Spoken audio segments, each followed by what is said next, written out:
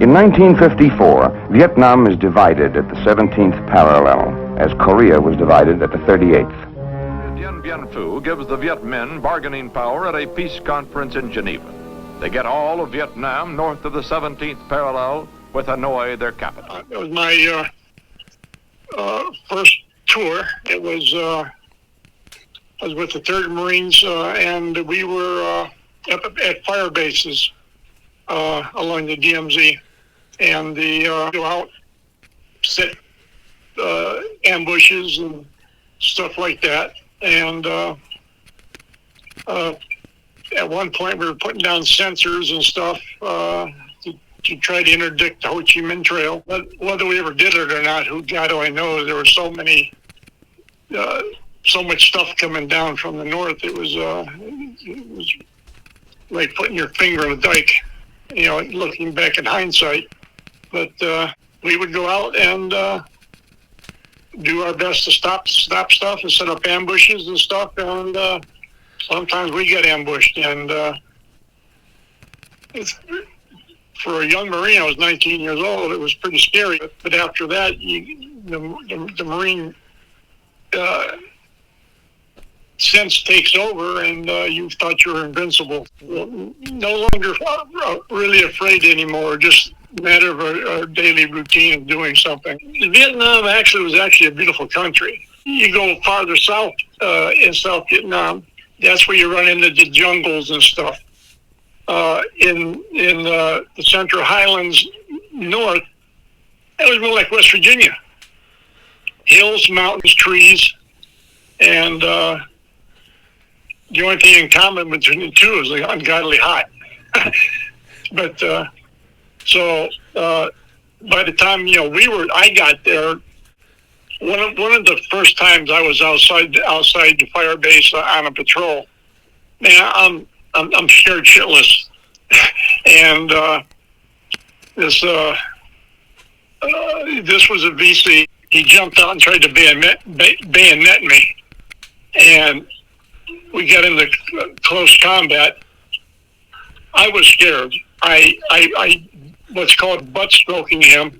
I used the butt of my rifle to deflect his rifle from bayoneting me, and I hit him so hard I knocked myself down. My buddy behind me killed him. So yeah, that was my first eye-to-eye contact with an enemy soldier, and it was pretty scary. I mean, they talk about crapping your pants and stuff. Yeah, it actually happens, because we're taught how to do stuff in boot camp and BWT, but actually putting it into practice the very first time, it's scarier than hell, because that's the first time you have a sense that somebody's trying to kill you. Well, no, it was not every single day, but it happened often. They sneak in, throw some satchel charges, and get away. The people coming down from the Ho Chi Minh Trail, that was a daily occurrence. But they don't come through. They don't come through a fire base area. They come through Laos and Cambodia, most of it. Well, the NVA actually were very good soldiers. They're very well disciplined, and the VC weren't.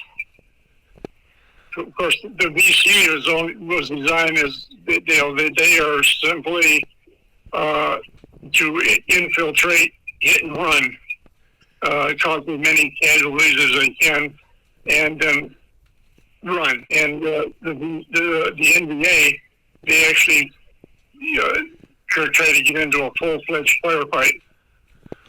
The Marines, especially in that time period, I enlisted. You remember, I was born in 1951, so growing up in the 50s, my father is a Korean War veteran. My grandparents, all my uncles, were all World War II veterans, and those are the stories I grew up with. John Wayne, fight for your country, and that's how I was raised, and that's why I enlisted. I wanted to go fight for my country, and my grandfather told me, Jimmy, do not enlist in the Army. Go in the Marines. That way, I know you're going to come home. That was my attitude. I'm going to the Marines. I'm the best of the best, and I'm gonna fight you. And I'm gonna kill you. And so being up by the DMZ, or even if I was down south in the Mekong Delta, it didn't make no difference where I was. I'm a Marine, and I'm going to do my best. Oh, at the time I didn't know. Now, because I've read books too, and the McNamara's Pentagon Papers and all that, the crap that was going on that us grunts, know about or care about, because our only purpose was to follow our orders and make the Marines proud of us. So those thoughts never ever entered my mind. I thought some of the stuff was stupid we were doing, but again, I'm a grunt. You keep your thoughts to yourself. All of us, the NFGs, the fucking new guys, we all burn shit. I came from Okinawa to Vietnam. Okinawa was hot. Vietnam was hotter. And when they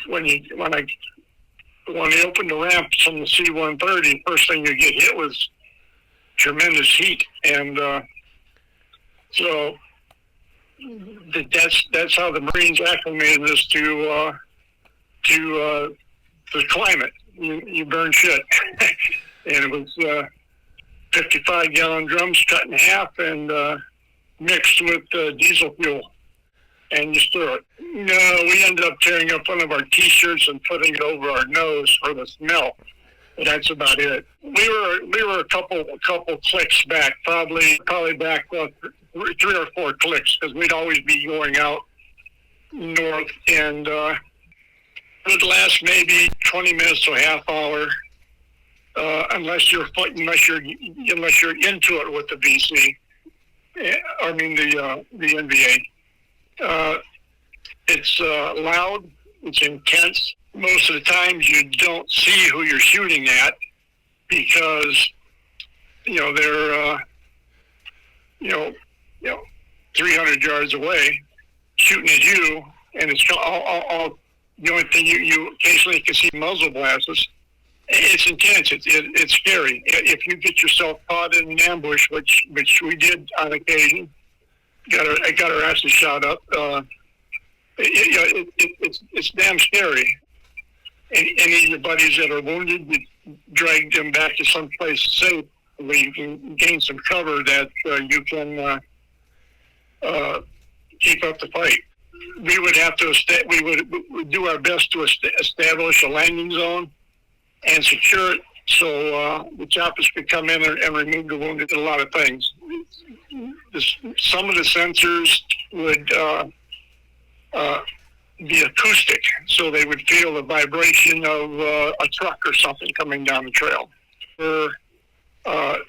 Could sense ammonia, because when you're out there in the bush, you just piss on a tree, and so that's they're looking to find out the VC or the NVA are coming down the trail. If they're in the area, they're going to be pissing somewhere. Get out of the area, because we went in covertly. We didn't want to leave a footprint, so we'd go in, set the sensors, and get out of the area.